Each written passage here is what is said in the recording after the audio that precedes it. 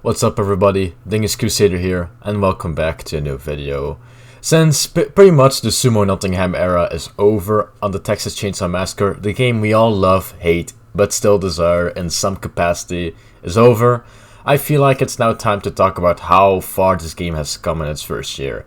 And from a day one player like me, I can just say one thing: this year so far has been lackluster. Now, the last thing I expect to get from content, like huge content, not execution packs, but like characters, is probably going to be on the anniversary. Now, why am I not making this video on the anniversary? Because I want to talk about the Sumo Nottingham era, not the new era from Black Tower Studios. So let's just go to day one. Leatherface having free chainsaw cosmetics, execution pack 1 being available right on start, and the cool skins you can achieve with all the victims and Leatherface. Well, for victims it was recolors, but at least there was something to grind for right away. The same for Leatherface, unlike the other family members who unfortunately had nothing to offer yet. The game also offered us 3 maps right away: Family House, Gas Station, and Slaughterhouse. Now, Family House has been untouched ever since its release, which is good. It's a perfect map. I love playing it as victim and family. I do not care if it's family-sided. I just love the map for its beautiful atmosphere it gives, and because it's from the fucking first movie. Why the fuck would I care if that map is balanced or not? Jesus. But of course, Slaughterhouse and Gas Station were also very unbalanced. Let me reminisce you what made these maps very unbalanced for both victims and family members. Like, listen, I generally do not like using the term victim-sided or family-sided. It sounds stupid. Of course, every once in a while something unbalanced exists and it can always be patched out. And I'm not really a fan of saying it, but you're gonna hear it a lot throughout the video. And I know some people take this game as their life for some reason, and all I just want to say is seek medical help. Like, really? Please? It's never too late. But let the unfiltered bias start. Slaughterhouse and Gas Station were victim-sided. Uh-oh. Victim extremists are getting pissed already. Oh, I can smell the salt in the comments already. Delicious. No, but for real, comparing Gas Station now to the past, it's way more balanced now. But what made Gas Station so unbalanced, you ask? Now, if you're a new player, you never experienced what kind of hell Gas Station could offer if the victims knew where the fuck shit was. First of all, there was no gate at the smoke room. They could just lockpick that one door and they were out. Simple as that. If you had a cook who did not padlock that door, then it was pretty much GG. Pretty much. Simple. That door was very strong. Now they've added a gate, but there was something else in Gas Station that bothered a lot of people. And that was a car exploit. Now, yes, there was a car exploit where you could basically sit under a car, and if there was no hitchhiker or sissy on your team, then the victims could just keep the game hostage by just chilling there forever. It was stupid. This was the car located behind Toolshed. It's still there, but now you cannot go under the car anymore. So yeah, Gas Station was a very hectic map. And since we're looking at the valve being activated on screen right now by 2 bozos that think they can outmatch my skills as hands, let's talk about the valve in Slaughterhouse. The basement valve. There were 3 spawns for the valve in basement: furnace room, Leatherface lair, and then the one where you drop well a blue container. Those were the valve spawns. And let me just say, if the valve spawned at Leatherface lair, you were better pretty much off quitting as family member. No, don't quit, that's cringe. Now, what made the valve very strong being in basement? I like the uniqueness. I like the concept of having valve in basement. It actually sounded dope. But with the issue back in the older days of the game, there were 2 huge issues with this. One family member had to stay close to the valve, because the second reason being the valve did not regress when turned off. So the valve could be at like 1 tick away of opening, you close it, and all the victim needed to do was stab you or basically just stun you in general, turn on the valve, and it was over.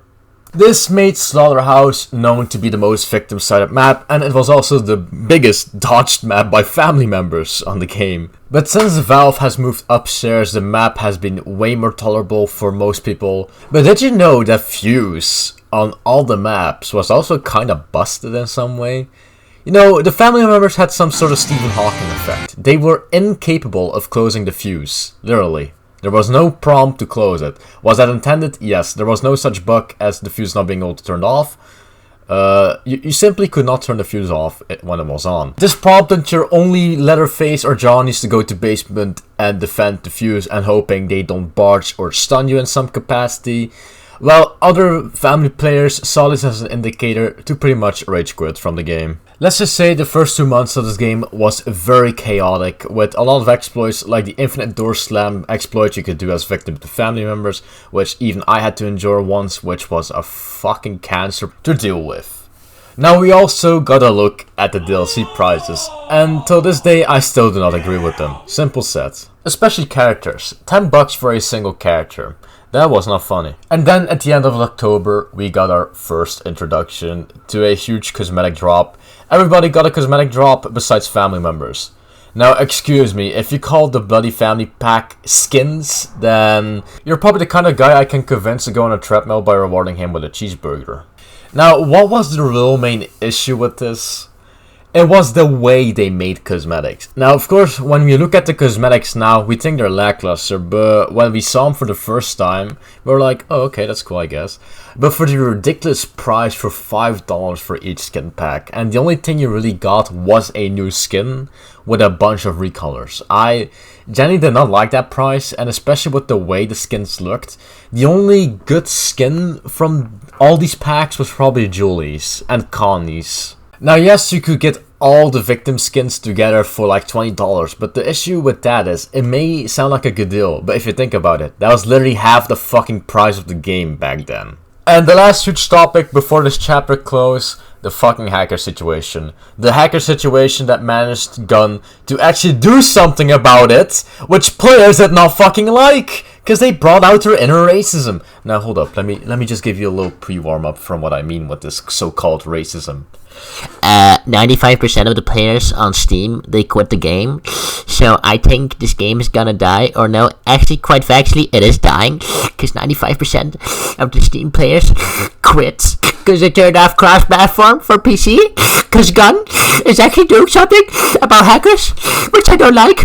I'm looking at the Steam chat, mocking the game for dying, totally forgetting Xbox and PlayStation players, because I'm a certified autistic racist that doesn't care about console players. Okay, the racist part may be a little bit over the top, but it was always the Steam charts being pulled up and we never, or those people never looked at console player charts. Now, trust me, this thing has definitely helped with the hacker situation, because ever since PC has been brought back to crossplay, I barely have come across any hackers. Now, they do still exist, but the launch was just full of fucking hackers. It was crazy. And the only thing I could understand about people being a little bit upset were, of course, PC players wanting to play with their console friends. But otherwise, I genuinely did not mind the crossplay turn off for PC, because he managed to fucking test mods. Ghostface Hitchhiker mod was fucking fire. I do not care what you say. The chosen one, or the broken one as I like to call him. Pre-nerf Danny. The character that made the name Dingus Crusader known. For what reason? Well, my first video was basically talking about Danny, pretty much. He was a tumor to go against as a family player. A lot of people dodged. I didn't, because I know for a fact if I were to dodge Danny, I was just gonna see another one in the next lobby. So hey. But the thing with Danny was, we had to suffer not a week, not 2 weeks, not 3 weeks, but like 3 fucking months with this guy. Cause this was the phase where Sumo Nottingham was preferably known, along with Gun, for taking vacations and breaks every time they released small patch notes. The game was at an all-time low. They went on vacation for Christmas, which was fair, but they left the game in such a shitty fucking state for the next few months. The worst part was the fact that they actually released a patch after the Danny and Nancy release, shortly after, but nothing. They changed 0 things about Danny, so it was suffering after that. And that was basically suffering till the end of times and life. The way he is now, even before Hans, he is balanced now, in my fair opinion. Instant Tamper was a bitch. I do not care what you say, it was stupid. Also, Nancy. It's still Nancy. In my opinion, she is still this day very weak. Hopefully they buff her soon. A lot of people call her a pay-to-win character because of her ability, but to be honest, I barely even see Nancy players anymore, so just another time people just yapping and over-exaggerating stuff. Yap, yap, yap.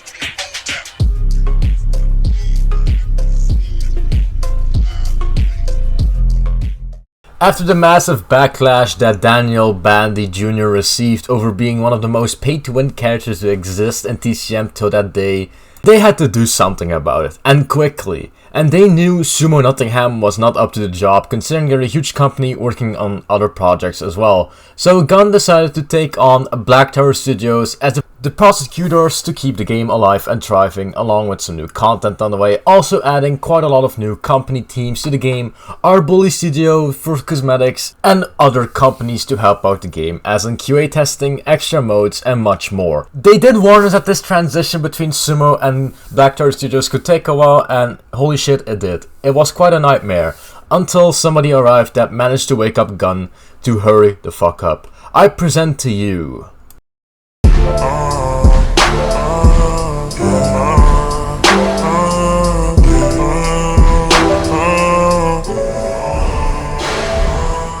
the release of Vagina, MILF, whatever you fucking call her, voiced by the one and only Scream Cream.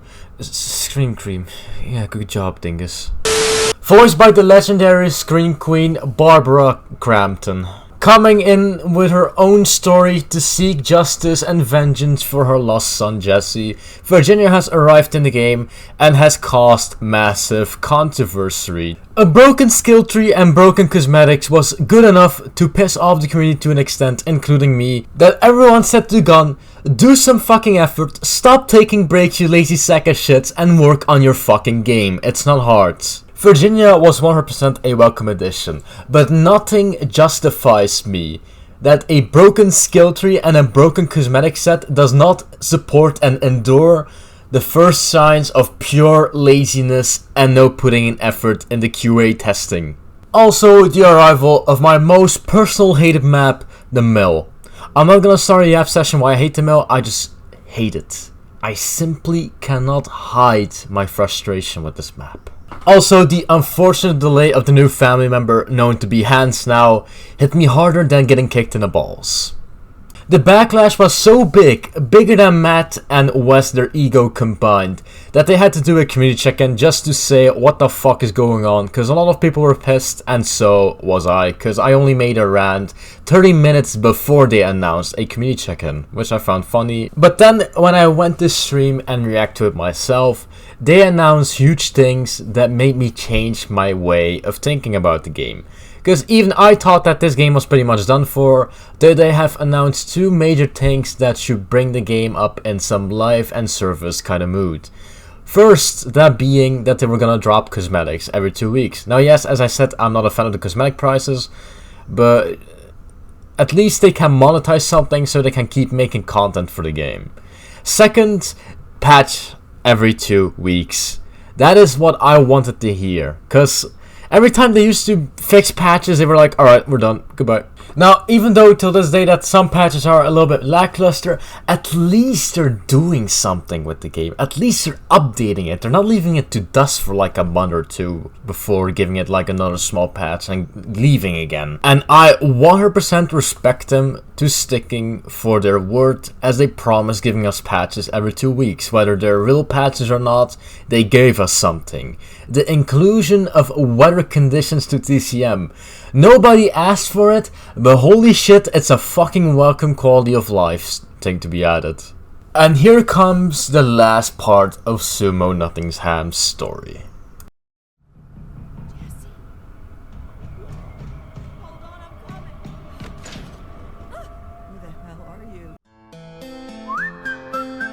She's alive! She's playable!